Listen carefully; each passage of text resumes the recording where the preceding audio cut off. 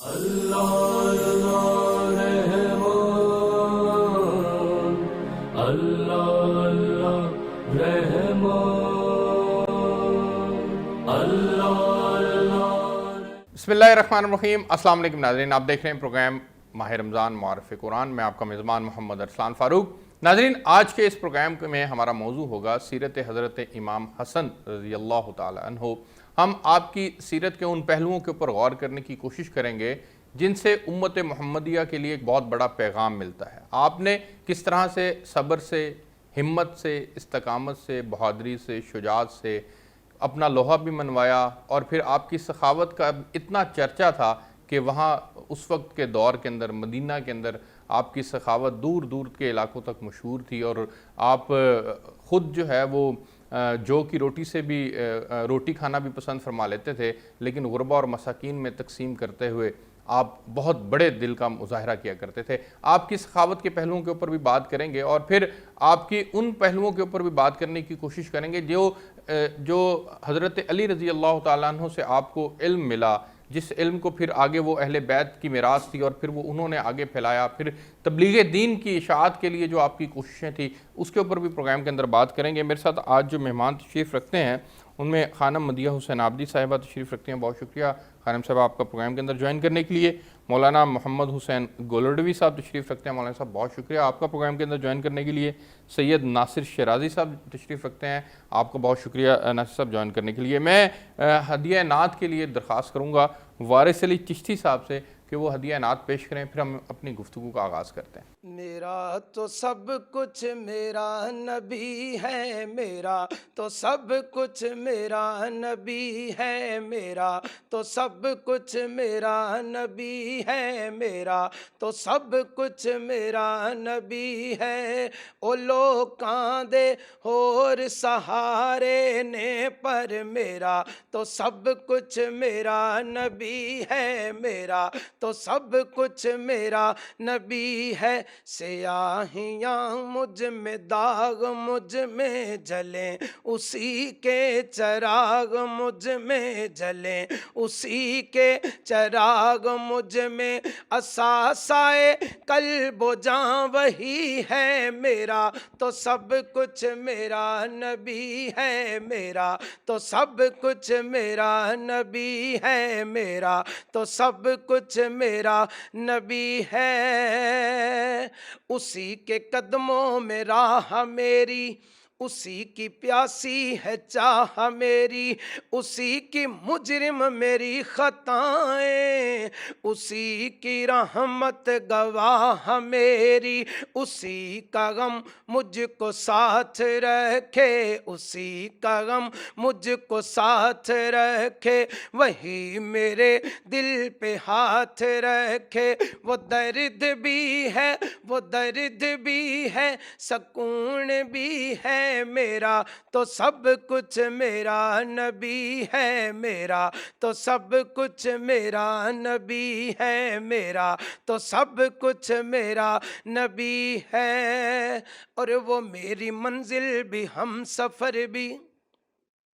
وہ میری منزل بھی، ہم سفر بھی، وہ سامنے بھی، وہ سامنے بھی، پس نظر بھی، وہی مجھے دور سے پکارے، اسی کی پرچھائی روح پر بھی، وہ رنگ میرا، وہ میری خوشبو، وہ رنگ میرا، وہ میری خوشبو، میں اس کی مٹھی کا ایک جگنوں، وہ میرے اندر کی روشنی ہے۔ میرا تو سب کچھ میرا نبی ہے، وہ میرے اندر کی روشنی ہے، میرا تو سب کچھ میرا نبی ہے، میرا تو سب کچھ میرا نبی ہے۔ اور نہ ہم سے بھارے عمل اٹھے گا، न हमसे भारे अमल उठेगा, न दूसरा कोई साथ देगा। अगर कहेगा तो रोज़े महशर खुदा से मेरा नबी कहेगा। अगर कहेगा तो रोज़े महशर खुदा से मेरा नबी कहेगा। स्याहियाँ दाग साफ कर दे, इसे भी मौला मुआफ कर दे, इसे भी मौला मुआफ कर दे, इसे भी मौला मुआफ कर दे। ये मेरा आशिक है वारसी है मेरा, तो सब कुछ मेरा नबी है मेरा, तो सब कुछ मेरा नबी है। बहुत शुक्रिया, बहुत खूब वारिस अली चिश्ती साहब। मैं अपनी गुफ्तगू का आगाज़ करता हूँ खानम मदिया हुसैन आबदी साहिबा से। मैं आपसे हज़रत इमाम हसन अलैहिस्सलाम की शान अक़दस को ज़रा बयान करें हमारे नाज़रीन के। औज़ु बिल्लाहि मिनश शैतानिर्रजीम, बिस्मिल्लाहिर रहमानिर रहीम। बहुत ही खूबसूरत मौजू असलान भाई, जिस पे जितने भी अकीदत के मोती बिखेरे जाएं वो कम हैं। 15 रमज़ान की मुंतज़र सहर मिसले कुरान बन के सरकार हसन मुज्तबा जनाब सैयदा आलमियान की गोद में उनकी पहली मुस्कुराहट की वजह बने। और इमाम हसन मुज्तबा अलैहिस्सलाम वो कायनात की अज़ीम तरीन हस्ती हैं कि जिनके बारे में जनाब रहमतुल लिल आलमीन ने इरशाद फरमाया कि अल हसन वल हुसैन सैयदा शुबाब अहल जन्नह, कि हसन हुसैन जवानान जन्नत के सरदार हैं। और ये वो अज़ीम बादशाह है कि जिसने हुसन को भीख दी अपने हुसन से। यानी इमाम हसन मुज्तबा इतने खूबसूरत थे, तारीख़ में मिलता है कि अक्सर औक़ात लोग देख के ये महसूस करते थे जैसे रसूलुल्लाह सल्लल्लाहु अलैहि वसल्लम तशरीफ़ ला रहे हैं। आपकी खूबसूरती का ये आलम था। और जनाब आयशा सदीक़ा रज़ी अल्लाह ताला अन्हा रिवायत करती हैं कि कुछ मदीना की ख़वातीन ने सवाल किया जनाब फ़ातिमा ज़हरा सलामुल्लाह अलैहा की अज़मत, तौक़ीर और पाकीज़गी पे कि आपने जनाब सैयदा को कैसा पाया। तो हज़रत आयशा इरशाद फरमाती हैं कि मैंने जनाब सैयदा को, नबी की बेटी को ऐसा पाया कि जनाब फ़ातिमा ज़हरा सलामुल्लाह अलैहा ज़ोहर के वक्त हसन जैसे इमाम को इस दुनिया में लेके आई और असर के वक्त बीबी मुसल्ला इबादत पे मौजूद थी। सुभान अल्लाह। और जिस दिन इमाम हसन की आमद थी इस दुनिया में, तशरीफ़ आवरी थी, उसी दिन जनाब अमीर कायनात ने उम्मे ऐमन से कहा कि आज एक बेटा हमारा इस दुनिया में तशरीफ़ ला रहा है। क्योंकि बतूल वो होती है जो दुनिया की औरतों जैसी निजासत जिसमें नहीं पाई जाती। दुनिया की औरतों वाली वो जो तमाम चीज़ें हैं वो उनसे दूर होती है, बतूल कहते ही उसे हैं। तो जनाब अमीर कायनात ने कहा कि आज मेरा एक बेटा इस दुनिया में तशरीफ़ ला रहा है। उम्मे ऐमन कहती है कि मैं घबरा गई और मैंने देखा कि जनाब सैयदा में तो कोई ऐसे आसार नज़र ही नहीं आते ख़वातीन वाले। तो मैं जनाब सैयदा के हुजरे में जाके बैठ गई और जूँ ही मुअज्ज़न ने अल्लाह अकबर कहा तो मैं जनाब अमीर कायनात की बारगाह में दोबारा पूछने के लिए आई और जूँ ही मेरे कान में आवाज़ पड़ी कि कोई तस्बीह कर रहा है। और मैंने हुजरे में जाके देखा कि माँ भी सजदे में है और बेटा भी सजदे में है और अल्लाह की हम्दो सना बयान कर रहे हैं माँ बेटा। तो जनाब सैयदा जब सजदे से फारिग हुई तो मैंने बारगाह जनाब सैयदा में कहा कि बीबी मुझे ये माजरा समझ में नहीं आया, तो तस्कीने कल्ब के लिए मैं पूछती हूँ ये क्या माजरा है। तो बीबी ने इरशाद फरमाया उम्मे ऐमन ये मैं कोई आम खतून नहीं हूँ, मैं बतूल हूँ और जो बच्चा इस दुनिया में आया है वो आम बच्चा नहीं इमाम है। अल्लाह अकबर। मैं आपने मुशाबत की बात की, हज़रत अनस रज़ी अल्लाह तआला अन्हु से रवायत है कि दुनिया में हज़रत इमाम हसन से ज़्यादा कोई भी हुज़ूर सल्लल्लाहु अलैहि वसल्लम से मुशाबत नहीं रखता था सवाए हज़रत इमाम हसन के। हुज़ूर सल्लल्लाहु अलैहि वसल्लम का ज़ाहिरी हुस्न हज़रत इमाम हसन में मुंतकिल हो गया था اور حضرت امام حسن کا ظاہری حسن ان کی اولاد میں منتقل ہو گیا تھا، یہ ایک روایت ہے۔ میں مولانا صاحب آپ کے پاس آنا چاہوں گا، اور حضور صلی اللہ علیہ وسلم کی جو محبت تھی حضرت امام حسن سے، اس کے اوپر میں چاہوں گا کہ آپ روشنی ڈالیں۔ اس میں ایک حدیث ہے جو آپ کے سامنے جو ہے وہ پیش کرتا ہوں، جس میں آپ صلی اللہ علیہ وسلم نے ارشاد فرمایا کہ اے میرے رب، میں اپنے نواسے حسن سے محبت کرتا ہوں، میرے رب تو بھی اس سے محبت کر، اور پھر آگے جا کے فرمایا کہ جو اس سے محبت کرے تو اس سے بھی محبت کر۔ تو یہ بھی ایک محبت کا جو ہے وہ ایک ہمارے سامنے ایک شکل اور نمونہ آتا ہے نظر، کہ اتنی محبت کرتے تھے حضور صلی اللہ علیہ وسلم کہ اللہ سے دعا کر رہے ہیں کہ اللہ میں بھی محبت کرتا ہوں، آپ بھی اس سے محبت کریں۔ فرمائیے گا ارشاد۔ پانچ پاک کا پورا گھرانہ، اہل بیت کرام کا پورا گھرانہ آپ جس کو مرضی اٹھا کر دیکھ لیں، جس طرح آپ ذکر فرما رہے ہیں حضرت امام حسن علیہ الصلوۃ والسلام کا، تو حضور علیہ الصلوۃ والسلام نے ارشاد فرمایا کہ اللہ میں اللہم ہؤلاء اہل بیتی، آقا علیہ السلام نے جس میں حضرت خاتون جنت فاطمہ زہرا سلام اللہ علیہ ہیں، حضرت مولا کائنات علی المرتضیٰ کرم اللہ وجہ الکریم ہے، حضرت امام حسن حسنین کریمین ہیں، دونوں شہزادے ہیں، اور حضور علیہ الصلوۃ والسلام ان کو لے کر یوں آسمان کی طرف نگاہ اٹھائی اور عرض کی باری تعالیٰ اللہم ہؤلاء اہل بیتی، کہ یہ میری اہل بیت ہے، مولا میں ان سے محبت کرتا ہوں، تو بھی ان سے محبت رکھ۔ اللہ، وہی بات جو آپ نے ارشاد فرمائی، اور اللہ جو ان سے محبت رکھے تو ان سے بھی محبت رکھے۔ تو کیا ہے یہ اہل بیت کرام علیہم رضوان، اور حضرت امام حسن علیہ الصلوۃ والسلام آپ کی ذات وہ ذات ہے۔ جس وقت آپ کی ولادت باسعادت ہوئی تو حضرت مولا کائنات علی المرتضیٰ کرم اللہ وجہ الکریم سے آقا علیہ السلام نے فرمایا کہ علی بچے کا کیا نام رکھا ہے؟ عرض کیا رسول اللہ صلی اللہ علیہ وسلم حرب رکھا ہے، تو حضور علیہ الصلوۃ والسلام نے فرمایا نہیں، اس کا نام حسن ہے۔ تو حضور علیہ الصلوۃ والسلام نے حضرت امام حسن علیہ الصلوۃ والسلام کا نام مبارک آقا علیہ السلام نے رکھا ہے، اور یہ وہ نام ہے جو اس سے پہلے کبھی کسی کا اس سے تھا پہلے نہیں۔ کسی امت کو کسی کو نصیب نہ ہوا، یہ جو دو حسنین کریمین کے نام مبارک ہے۔ اور حضرت امام حسن آپ کی ذات گرامی وہ ذات ہے، بلکہ میں یہاں پر اتنا عرض کرتا جاؤں کہ ہر ایک کے لیے حکم ہے، یہ بڑی ارسلان بھائی بڑی خاص بات، اور میں اپنے ویورز کو یہ بتانا چاہوں گا کہ ہر ایک کے لیے حکم ہے کہ نماز مسجد میں ادا کریں۔ گھر میں نماز پڑھیں گے تو ایک نماز کا ثواب ملے گا، مسجد میں پڑھیں گے تو 70 بڑھ جائیں گی۔ لیکن حضرت امام حسن علیہ الصلوۃ والسلام آپ کی شان اور آپ کا مقام آپ اندازہ اس چیز سے کر لیں کہ آپ جب مسجد میں تشریف لے کر جاتے تھے تو لوگ اپنی نمازیں چھوڑ کر شبیہ مصطفیٰ کے چہرے کی زیارت کیا کرتے تھے، اور یہ وہ شہزادہ رسول ہیں، سبط رسول ہیں۔ سبط اسے کہتے ہیں، سبط اسم ہے اور اس کی جمع اسبات ہے، اور سبط بیٹے یا بیٹی کی بچے کو کہتے ہیں، یعنی حضرت خاتون جنت فاطمہ زہرا سلام اللہ علیہا آپ ان کے بڑے صاحبزادے ہیں، اس حوالے سے آپ کو سبط رسول بھی کہا جاتا ہے۔ تو حضرت امام حسن علیہ الصلوۃ والسلام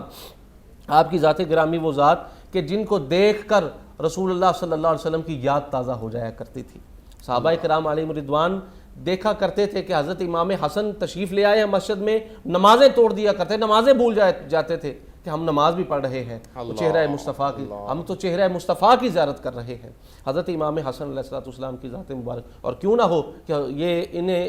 پرورش اور آغوش رسالت نصیب ہوئی ہے، وہ مشہور وہ حضرت عمر فاروق رضی اللہ تعالیٰ عنہ، تو آقا علیہ الصلوۃ والسلام نے شہزادوں کو کندھے پر سوار کر رکھا ہے، تو آپ نے دیکھا تو عرض کی یا رسول اللہ صلی اللہ علیہ وسلم نعم المرکب، کہ کیا خوب سوار ہے۔ تو حضور علیہ الصلوۃ والسلام نے ارشاد فرمایا کہ کیا خوب سواری ہے، تو آقا علیہ السلام نے ارشاد فرمایا عمر یہ دیکھو نعم الراکب یا عمر، اے عمر یہ دیکھو سوار بھی کتنے حسین و جمیل ہے، کتنے خوبصورت ہیں۔ تو یہ کائنات میں اور کسی کو یہ اعزاز، یہ مقام شان نصیب ہو ہی نہیں سکتی، اور نہ ہوئی ہے، اور یہ صرف اور صرف خاصہ جو ہے یہ اہل بیت کرام اور ان شہزادوں کا ہے، حسنین کریمین کا ہے۔ اور حضرت امام حسن علیہ الصلوۃ والسلام بھی آگے چل کر میں انشاءاللہ ایک بات جو عرض کروں گا، اور آپ کی جو ہے سخاوت کا تذکرہ اللہ فرماتا ہے آگے چل کے وَيُطِعِمُونَ الطَّعَامَ عَلَىٰ حُبِّهِ مِسْكِينًا وَيَتِيمًا وَأَسِيرًا، کہ یہ وہ گھر ہے جہاں پر مسکین بھی آتا ہے، سوالی بھی آتا ہے، منگتا بھی آتا ہے، اور مسلسل سوالی بن کر، منگتا بن کر، اور خیرات لینے والا مسکین بن کر، قیدی بن کر، اسیر بن کر آنے والا کوئی اور نہیں بلکہ اس کا نام بھی جبریل ہے۔ سبحان اللہ، کہ جو جبریل اس بارگاہ میں اس انداز سے آئے تو اس مقام اندازہ آپ اور میں کس انداز سے لگا سکتے ہیں کہ اللہ رب العالمین نے کیا مقام عطا فرمایا۔ واہ واہ۔ میں سید ناصر شیرازی صاحب آپ کے پاس آنا چاہوں گا۔ سر آپ علمی میدان سے تعلق رکھتے ہیں، حضرت امام حسن علیہ السلام کے جو علم سے محبت تھی، شوق تھا، اس کے اوپر روشنی ڈالی گئی۔ جو پہلو آپ نے بیان کیا ہے میں اس کو اس عنوان سے بیان کرتا ہوں کہ دیکھیں جس نبی صلی اللہ علیہ وسلم کو ہم نے مانا ہے اس کی سنت کی تفسیر یہی ہے کہ جہاں وہ رکے ہم رک جائیں، جہاں وہ چلے ہم چلیں، جس سے وہ محبت کرے ہم اس سے محبت کریں، جس سے اس کو ناراضگی ہو اس سے ہم ناراض ہوں، جو اس کی ادا ہے وہ ہمارے لیے ایک عنوان قرار پاتی ہے۔ بس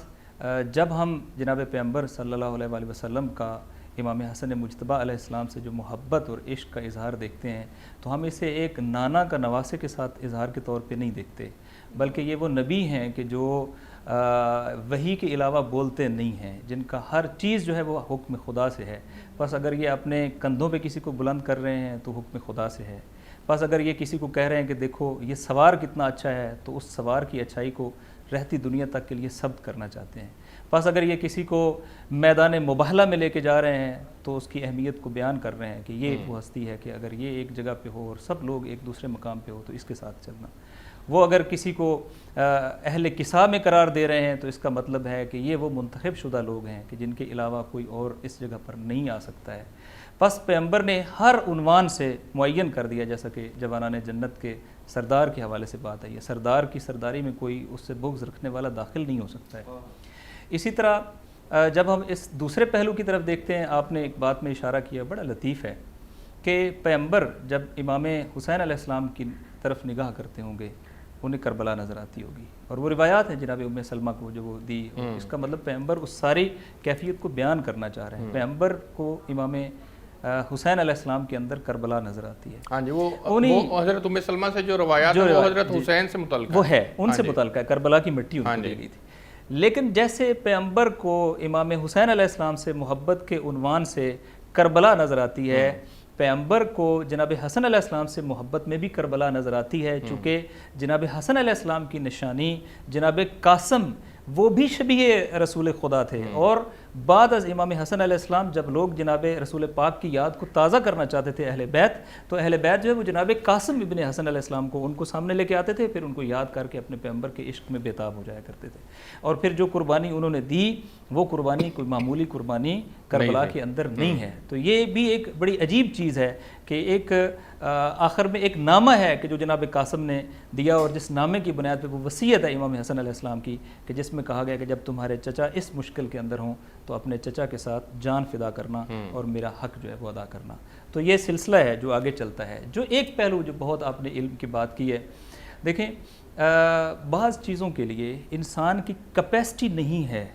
کہ پروردگار جو ہے یہ ہم ان کو سمجھ سکیں، تو پروردگار نے ایک اسلوب اختیار کیا ہے۔ مثلا اپنے سے محبت کے اظہار کرنے کے لیے پروردگار نے اسلوب اختیار کیا ہے جیسے ماں سے محبت، تو انسان کو پیغمبر اللہ کی محبت سمجھ میں نہیں آ سکتی، مگر یہ کہ جب اسے ماں کی محبت کا اندازہ ہوتا ہے تو تھوڑا بہت اسے اندازہ ہونا شروع ہو جاتا ہے، 70 ماؤں کی محبت، اس سے زیادہ ماؤں کی محبت، تھوڑا سا وہ اس میدان کے اندر آنا شروع ہوتا ہے۔ لہٰذا جب ہم شجاعت کی بات کرتے ہیں تو ایک معیار امیر المومنین علی بن ابی طالب علیہ السلام ہے، لیکن ایک عنوان جو ہے مثلا وہ جود و سخا کا ہے، وہ فیاضی کا ہے، وہ امام حسن مجتبیٰ علیہ السلام کے حوالے سے ہے کہ جو اللہ کے بعض عناوین ہیں، لیکن اس کو اس دنیا کے اندر سمجھانے کے لیے اگر کسی کو چاہیے کہ وہ جود و سخا کو سمجھے تو وہ اسے امام حسن مجتبیٰ علیہ السلام کے در سے سمجھتا ہے۔ اور علم کی یہ بات بھی ساتھ ایڈ کروں کہ ایک وقت میں امام حسن علیہ السلام بھی موجود ہیں اور امام حسین علیہ السلام بھی موجود ہیں، لیکن ہر فرد جو آتا ہے تو امام حسین علیہ السلام کے پاس اگر وہ آتا ہے تو امام حسین علیہ السلام اسے علمی مسئلہ بھی بیان نہیں کرتے ہیں، بلکہ رجوع کراتے ہیں امام حسن مجتبیٰ علیہ السلام کی طرف اور ان کی طرف بھیجتے ہیں کہ وہ علم کے لیے جب تک امام حسن مجتبیٰ خود موجود ہیں امام حسین علیہ السلام بھی ان کی طرف رجوع کراتے ہیں، اور یہ علم کا ایک باب ہے کہ ان کی تعظیم کرتے ہیں، تعظیم کراتے ہیں، ان کو منبع سمجھتے ہیں، ان کو یہ سمجھتے ہیں کہ ہم دونوں کے درمیان بڑے بھائی ہیں اور بڑے بھائی ہیں، اور اس وقت کے امام کا جو وہ ہے وہ بھی ان کے پاس ہے، لہذا ان کی طرف رجوع کراتے ہیں، اور وہ منبع فیض ہیں، وہ منبع علم ہے، اور اس کی بنیاد۔ مجھے ایک بریک پہ جانا ہے جی، میں بریک سے واپس آتا ہوں تو پھر کچھ تھوڑی سی ان کی سخاوت کے اوپر واقعات کی روشنی ڈالیں گے۔ ایک بریک لیتے ہیں جی۔ حضرت امام حسن علیہ السلام کے اوپر آج ہم گفتگو کر رہے ہیں، میرے ساتھ رہیے۔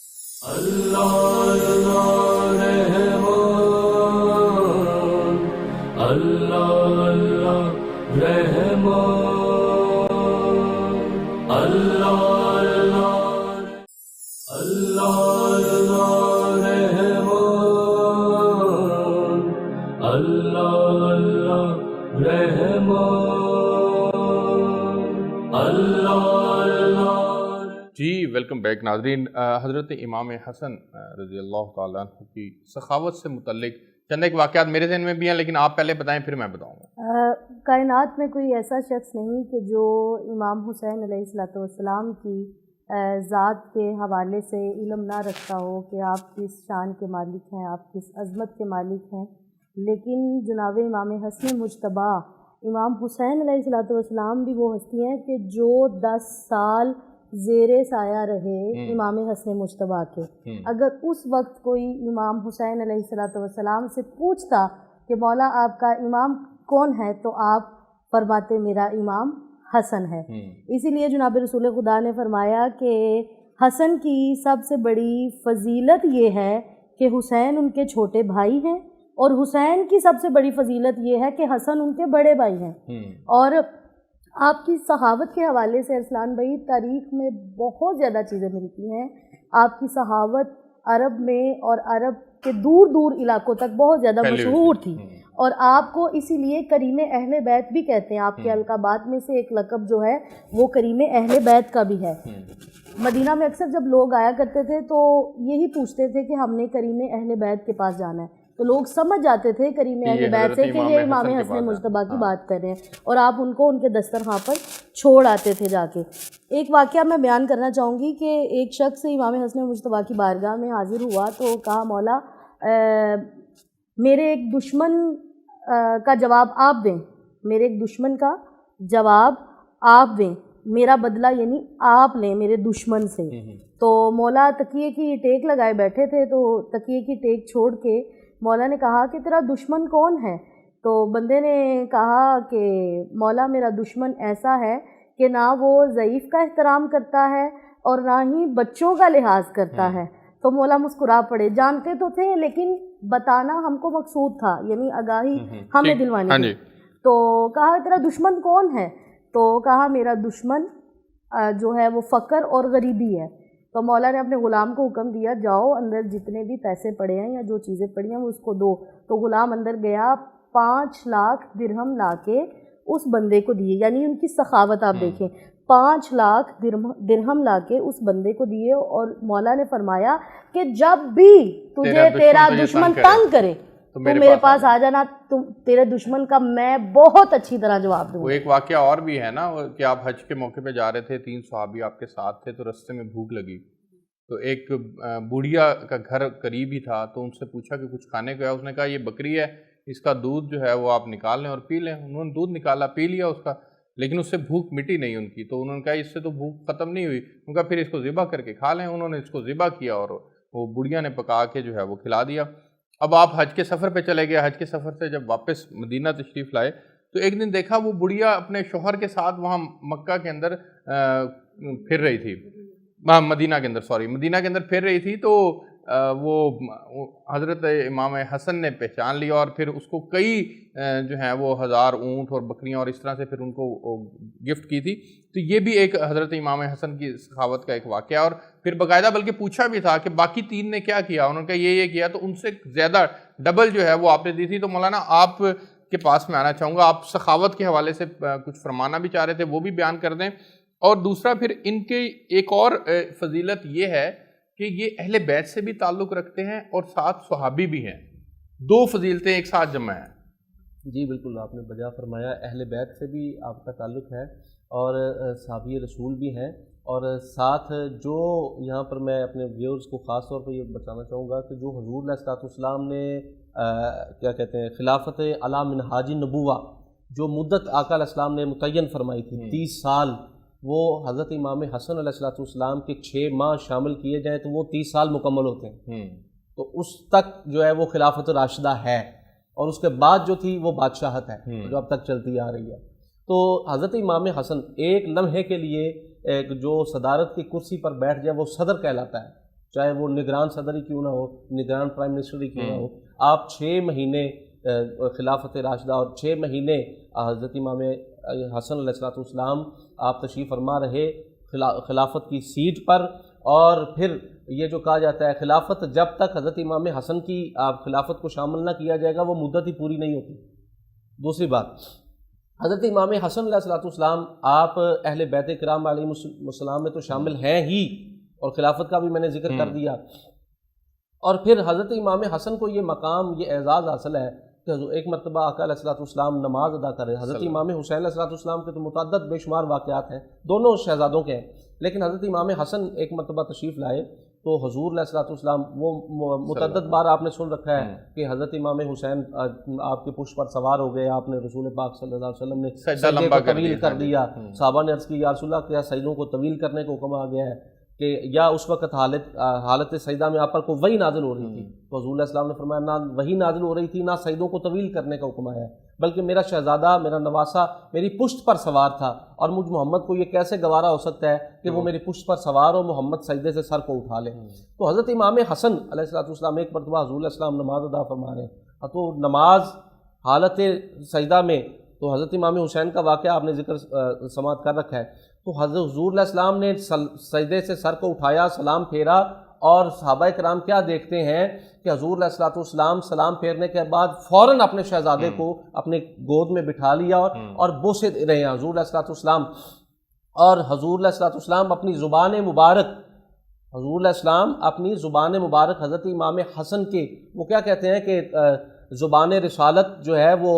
طلوع ہوئی اور جناب حسن کے حلق میں غروب ہوئی۔ حضور علیہ السلام نے حضرت امام حسن سے اس انداز سے محبت فرما رہے ہیں، صحابہ کرام حیران رہ گئے، یا رسول اللہ صلی اللہ علیہ وسلم آج سے پہلے ایسا ماجرا نہیں دیکھا کہ حضور علیہ السلام سلام پھیرنے کے فوراً بعد، ابھی نماز باقی ہے،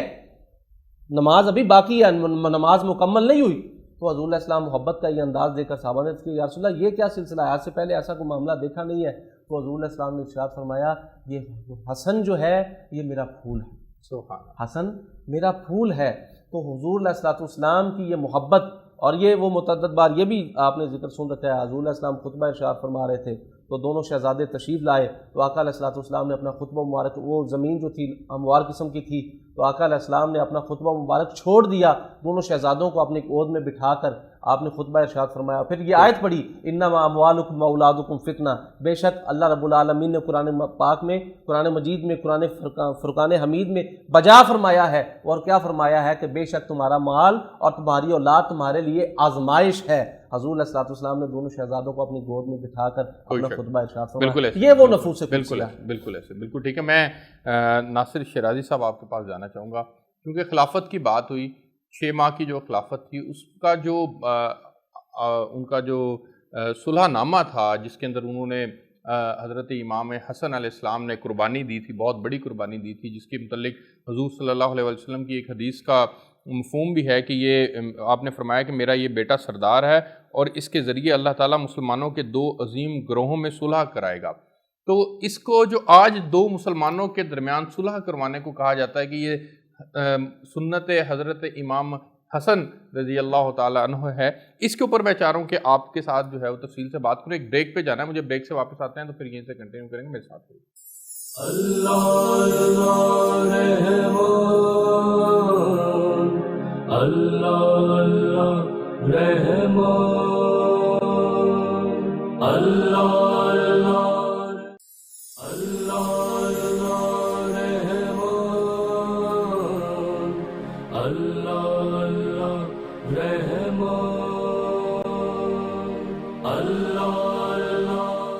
جی ویلکم بیک ناظرین۔ سید ناصر شیرازی صاحب،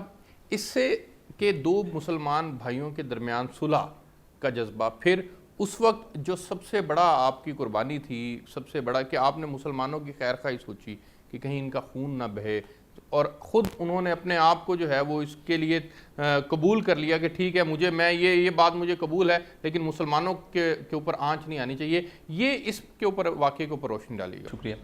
میں اگر آپ اجازت دیں تو جو ایک سخاوت کی بات انہوں نے کی ہے، ایک آدھ نقطہ اس میں عرض کر کے تو اسی سوال کا جواب دیتا ہوں، چونکہ ایک سیکوینس چل رہا ہے کہ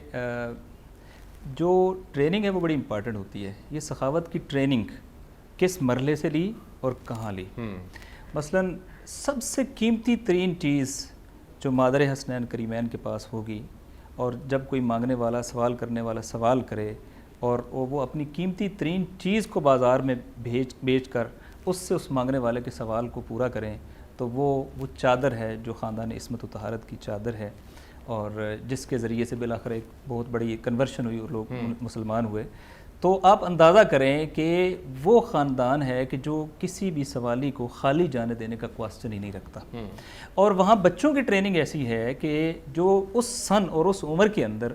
کہ آلدو یہ خاندانی عصمت و طہارت ہے, لیکن اس عمر کے اندر جب ایک بچہ روزہ رکھتا ہے اور ایک دن نہیں 3 دن ایسا ہوتا رہتا ہے, اور وہ اپنے روزے کے لیے جو کچھ اسباب مہیا کرتے ہیں افطار کرنے کے لیے, اس وقت باہر سے کوئی صدا دیتا ہے,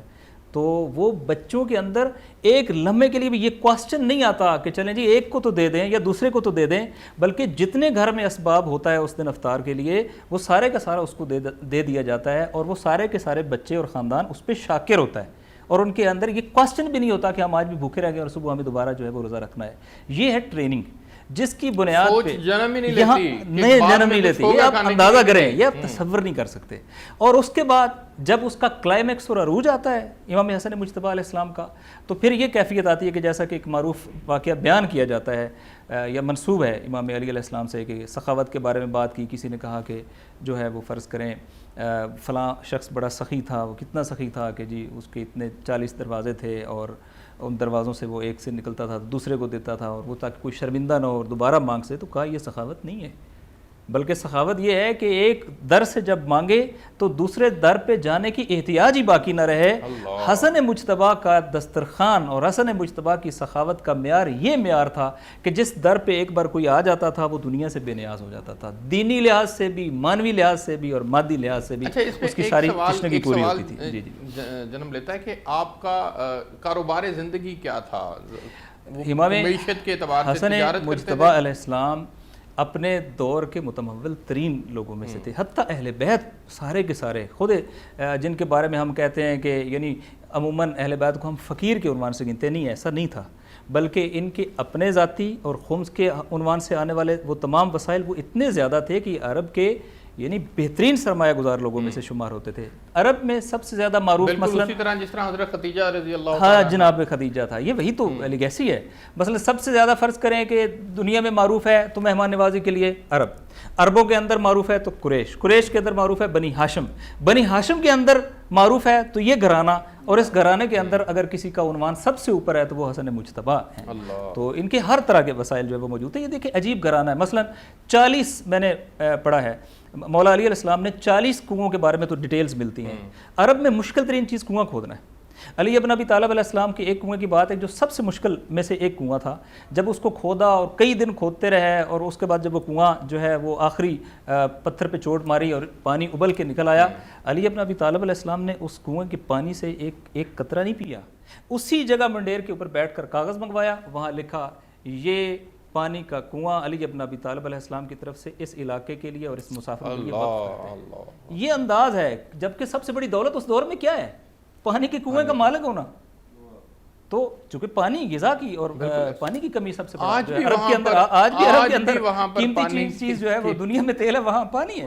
یہ ایک پہلو. دوسرا پہلو جس کی طرف آپ نے اشارہ کیا ہے, اس کو ہمیں کہیں کنفیوز نہیں کرنا چاہیے. ایک روش ہے جو علی ابن ابی طالب علیہ السلام کی ہے, ایک روش ہے جو امام حسین علیہ السلام کی ہے. حسن مجتبیٰ کی روش وہی روش ہے, یہ اس سے مختلف نہیں ہے. ہم عموماً کہتے ہیں کہ ایک جو ہے وہ جنگ کے دوران ہے, صفین ہے, نہروان ہے, ایک جو ہے وہ فرض کریں کربلا کے اندر ہے, وہ بھی ایک مرحلہ ہے. جیسے وہ مرحلے تھے, اگر اس جگہ پر امام حسن علیہ السلام کی جگہ پر امام حسین علیہ السلام ہوتے تو وہ بھی یہی کام کرتے, اور اگر ان کی جگہ پر امیر المومنین علی ابن ابی طالب علیہ السلام ہوتے تو وہ بھی یہی کام کرتے. تو یہ خاندان عصمت و رسالت جو ہے, عصمت و طہارت جو ہے وہ ایک لائن لے کے چلتا ہے. اور بنیادی بات یہ تھی کہ اگر آپ کبھی اس ایگریمنٹ کو پڑھیں, بنیاد ہے حق اور حقانیت کو واضح کرنا, بنیاد ہے جس کے ذریعے سے آپ اس بنیاد کو بیان کر رہے ہیں کہ پوری دنیا پہ پرنسپلز ان کے لیے روشن ہو جائیں کہ پرنسپل کیا ہیں حکومت کے, سیادت کے اور قیادت کے, اور اس معاہدے کے اندر جو پرنسپلز بیان کیے گئے ہیں اس کے نتیجے میں جو حکومت ہے وہ کس کی طرف آنی ہے؟ بنی ہاشم کی طرف آنی ہے. اس کے نتیجے میں کن چیزوں کو روکنا جانا ہے, وہ چیزیں روکی جانی ہیں جس سے اہل بیت کی گستاخی ہوتی ہے. صرف کہ چونکہ اس پہلو سے ایک آج کے ہمارے دور کے اندر جو ہے وہ بنیادی بات یہ ملتی ہے کہ ہم مسلمان تو ہیں لیکن آپس میں ہم لڑائیاں کا اور اختلافات کا اہل بیت نے, میں یہ سمجھتا ہوں کہ ہمیں ان کی سیرت سے اس پہلو کو لینے کی مرکز وحدت ہے اہل بیت, مرکز وحدت ہے وہ. اور اس عنوان سے دیکھیے روایات کے اندر ہے کہ مرغوب ترین کام جس کے بارے میں قرار دیا گیا وہ دو لوگوں کے درمیان، دو مسلمانوں کے درمیان صلح کروانا ہے، بالکل ان کو آپس میں بٹھانا ہے، حتیٰ 3 دن سے زیادہ کسی کا ناراض رہنا اس کو حرام قرار دیا، بالکل اور ٹھیک ہے۔ یہ ایک ایسی صفت ہے کہ اس میں بالآخر اہل بیت کا رول جو ہے وہ آج کیوں ہم اس بات کے کو بیان نہیں کرتے، کیوں ہم اس بات کا پرچار نہیں کرتے، نہ ہمارے مبلغ حضرات کرتے ہیں، نہ ہمارے اساتذہ کرتے ہیں، نہ وہ شعور نہیں ہے کہ ہم ان کی سیرت کے واقعات کو آج بیان کریں اور آج کا مسلمان جو ہے ان کے اوپر عمل پیرا ہو۔ جیسا کہ میرے بھائی نے پہلے ایک آیت مجیدہ کی تلاوت کی تھی، کُل لا اسألکم علیہ اجرا الا المودۃ فی القربیٰ، کہ ہم مودت کا دعویٰ تو کرتے ہیں، محبت کا دعویٰ تو کرتے ہیں، لیکن محبت اور مودت کا حق ادا نہیں کرتے۔ اگر ہم مودت اور محبت کا حق ادا کرنے کی منزل پہ آ جائیں تو یقیناً ہم محمد و آل محمد کی سیرت سے فیضیاب ہوں گے اور ہمارے اختلافات جو ہیں وہ ختم ہوں گے۔ محمد و آل محمد نے سب نے، صرف امام حسن مجتبیٰ کی ذات نہیں، جناب ختمی مرتبت سے لے کے امام حسن عسکری بادشاہ تک تمام ائمہ نے اور آپ کے اصحاب نے جو درس دیا وہ اخلاق کا، اتحاد کا اور مسلمانوں کو آپس میں جوڑنے کا، کیونکہ ویسے بھی قرآن کا فیصلہ ہے الفتنۃ اشد من القتل، جو فتنہ ہے وہ قتل سے برا جرم ہے، یہ قرآن کا فیصلہ ہے۔ تو ہمیں امام حسن مجتبیٰ کے اس پہلو سے بہت ہی زیادہ سبق حاصل کرنا چاہیے کہ امام نے اس وقت ظاہری اقتدار کو ٹھوکر ماری اور دنیا کو یہ بتایا کہ ہم جہاں پہ بیٹھ جائیں ہمارے لیے وہی اقتدار ہے، اور ہم اس عظمت اور اس توقیر کے مالک ہیں کہ ہمارے نزدیک یہ دنیا کی چیزیں کوئی اہمیت نہیں رکھتی، ہمارے نزدیک یہ چیزیں کوئی معنی نہیں رکھتی، ہم امت کو جوڑنے آئے ہیں اور ہم انسانوں کی اصلاح کے لیے آئے ہیں۔ اور یقیناً امام حسن مجتبیٰ کے اس پہلو پہ جب ہم نظر دوڑائیں گے اور اس پہ عمل کریں گے تو آج ہمارے میں جتنا بھی انتشار، جتنی بھی فرقہ بندی نظر آ رہی ہے، یقیناً ہم اس سے دوری اختیار کرنے کی کوشش کریں گے۔ آخر میں بالکل آخر میں حضرت اس کے اوپر روشنی ڈالیں، آج کے دور میں اس کی بہت زیادہ ضرورت ہے، ہم مسلکی مسائل کے اندر پھنسے ہوئے ہیں، گو کہ بین المسالک ہم آہنگی کے اوپر بہت کام ہو رہا ہے، لیکن میں یہ سمجھتا ہوں کہ ان کی سیرت کے اس پہلو کو لے کر کے آج عام کرنے کی ضرورت ہے۔ بالکل آپ نے بجا فرمایا اور اس چیز کی ضرورت ہے۔ المیہ صرف اتنا ہے ارسلان بھائی کہ ہم ان کو تو مانتے ہیں پر ان کی نہیں مانتے، یعنی احترام کرتے ہیں، محبت کرتے ہیں، خدا کی کو مانتے ہیں، خدا کی نہیں مانتے، رسول اللہ صلی اللہ علیہ وسلم کو مانتے ہیں، ان کی مانتے نہیں ہیں۔ اصل بات یہ ہے کہ جو آپ نے اپنے کردار سے دیکھیں، جب آقا علیہ السلام تشریف لے کر یعنی کہ آپ کے کردار کا ایک روشن پہلو یہ بھی ہے کہ اگر اقتدار کو ٹھوکر مارنے بھی پڑ جائے تو مسلمانوں میں اختلاف کو ختم کرنے کے لیے یہ بھی کیا جا سکتا ہے، اختلاف کرنے کے لیے آپ نے ثابت کیا ہے، تو پھر ہم کیوں نہیں کرتے؟ بس یہی المیہ نا، ہم جو ہے دنیاوی جھمیلوں میں پھنس گئے ہیں اور اپنا وہ دنیاوی جھمیلوں میں اس انداز سے پھنس گئے ہیں کہ جو ان کی اطاعت تھی، جو ان کی فرما برداری تھی، جو انہوں نے پیغام دیا ہے، امام علی مقام امام حسین علیہ السلام میدان کربلا میں کیا پیغام دیا ہے؟ یہی تو پیغام دیا ہے۔ یزید نے کیا کچھ پیشکشیں نہیں کی آپ کو؟ آپ کہا کہ اے حسین آپ جانتے ہیں کہ جنگ لڑنے کے لیے فوج کی ضرورت ہوتی ہے، آپ کے پاس تو کچھ بھی نہیں ہے، آلات جنگ بھی نہیں ہے، ہم آپ کو ہر تمام چیزیں پیشکش کی ہیں اور تاج و تخت پیش کیا ہے، لیکن امام علی مقام نے اسے ٹھکرا دیا۔ فرمایا جو حسینی ہوگا، صرف یہ نہیں ہے کہ میں نہیں تیری بیعت کروں گا، فرمایا جو مجھ حسینی ہوگا، جو مجھ جیسا تجھ جیسے کی بیعت نہیں کرے گا۔ قیامت تک آنے والے لوگوں کو پیغام دے دیا ہے، جو میرے کردار کو اپنائے گا وہ وقت کے یزید کے آگے جھکے گا۔ بالکل ٹھیک ہے، آپ کچھ کہنا چاہ رہی ہیں، ٹائم ختم ہو گیا۔ میں ایک امام حسن مجتبیٰ کی علم کے حوالے سے ایک میں واقعہ بیان کرنا چاہتی ہوں۔ اچھا ٹائم نہیں ہے، چلیں جلدی کر دیں پھر۔ امام حسن مجتبیٰ کی علم کے حوالے سے ارسلان بھائی آپ ایک سوال کر رہے تھے جس کا جواب میں دینا بہتر سمجھتی ہوں کہ ظاہر بات ہے علم لدنی کے وارث آل محمد ہیں، اور تاریخ میں ایک واقعہ ملتا ہے جس سے ہمیں امام حسن مجتبیٰ کے علم و شعور کی وضاحت ملتی ہے کہ امام یعنی کس طرح کا علم رکھتے تھے اور کس طرح سے لوگوں کو ایک پریکٹیکلی جواب دیتے تھے۔ تو امام حسن مجتبیٰ ایک دفعہ شام کی طرف روانہ ہو رہے تھے اور ایک آدمی آیا جو کہ دشمن اہل بیت تھا۔ ظاہر بات ہے اس دور میں بھی دشمن پائے جاتے ہیں، اس دور میں بھی دشمن پائے جاتے تھے۔ تو اس نے آ کے کہا کہ میں حسن کا راستہ روکتا ہوں اور حسن سے کوئی ایسا سوال کرتا ہوں جس میں حسن مجتبیٰ الجھ جائیں اور یہ اپنے کام کی طرف رواں دواں نہ ہو سکیں۔ تو اس نے سوال کیا کہ حسن مجتبیٰ مجھے یہ بتائیں 10 ایسی چیزوں کے نام بتائیں جو ایک سے زیادہ ایک سخت ہو، 10 چیزوں کے. تو امام حسن مجتبیٰ نے مسکرا کے فرمایا، امام نے فرمایا کہ سب سے زیادہ سخت ہے پتھر، اور پتھر سے زیادہ سخت ہے لوہا، اور لوہے سے زیادہ سخت ہے آگ، جو اور آگ سے زیادہ سخت ہے پانی، اور پانی سے زیادہ سخت ہے بادل، بادل سے زیادہ سخت ہے ہوا، اور ہوا سے زیادہ سخت ہے ہواؤں کو چلانے والا فرشتہ، اور ہواؤں کو چلانے والے فرشتے سے زیادہ سخت ہے ملک الموت، جس نے اس ہوا کے فرشتے کو بھی موت دینی ہے، اور اس سے زیادہ سخت ہے ملک الموت، اور اس سے زیادہ سخت ہے امر اللہ، یعنی جس کو ایک نہ ایک دن موت بھی، اللہ کے امر کو موت. بہت اچھا واقعہ آپ نے پیش کیا. میں آخر میں آپ سے سوال ہے، ون لائنر آپ نے بتانا ہے، بالکل آخری 30 سیکنڈ ہے، کہ ہمیں کیا پیغام لینا چاہیے حضرت امام حسن کی زندگی سے؟ دیکھیں، جو بگننگ ہے کہ نبی پاک اپنے اس دور کے اندر بھی سب لوگوں کو جب ہجر اسود رکھنے کا مرحلہ درپیش ہوتا ہے تو سلوشن دیتے ہیں، جس کے نتیجے میں ٹرائبز لڑتے نہیں ہیں بلکہ اکٹھے ہوتے ہیں. یہ وہ گھرانہ ہے جس پر وحدت ہو سکتی ہے، یہ وہ گھرانہ ہے جس کے عشق میں مبتلا ہوں گے تو آپ پیغمبر کے عشق میں مبتلا ہوں گے، اور پیغمبر کے عشق میں مبتلا ہوں گے تو آپ کسی سے نفرت نہیں کریں گے. بہت شکریہ آپ تینوں مہمانوں کا، بہت شکریہ. میں آخر میں منقبت کے لیے وارث علی چشتی سے درخواست کروں گا کہ وہ منقبت پیش کریں. کل نظم کائنات ہے زہرا کے ہاتھ میں، کل نظم کائنات ہے زہرا کے ہاتھ میں، کل نظم کائنات ہے زہرا کے ہاتھ میں،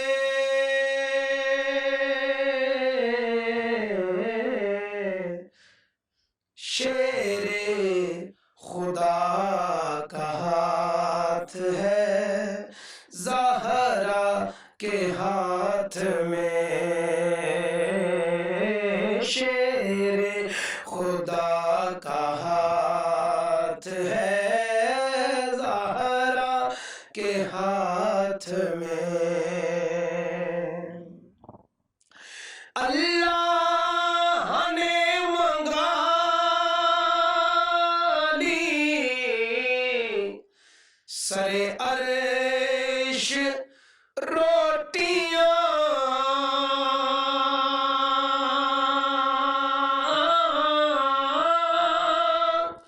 اللہ نے منگا لی سرے عرش روٹیاں،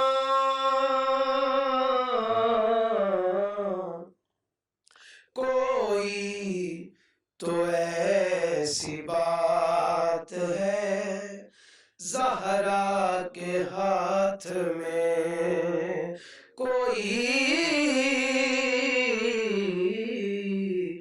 تو ایسی بات ہے زہرا کے ہاتھ میں، اور مالک ہے جیسے چاہے یہ تبدیلیاں کرے، مالک ہے جیسے چاہے یہ تبدیلیاں کرے، لوح و قلم دوات ہے زہرا کے ہاتھ میں، کل نظم کائنات ہے زہرا